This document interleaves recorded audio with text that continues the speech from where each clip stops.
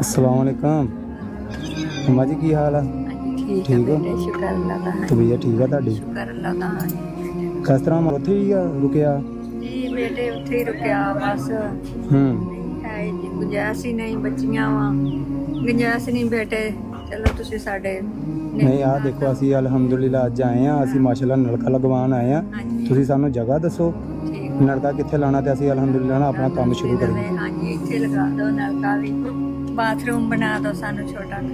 ਅੱਛਾ ਵਾਸ਼ਰੂਮ ਦੀ ਵੀ ਜ਼ਰੂਰਤ ਹੈ? भी नहीं है बच्चे कुछ ਅੱਛਾ ਅੱਛਾ दीवारां तुहाडे सामने तुहानू दिसन डईयां वा।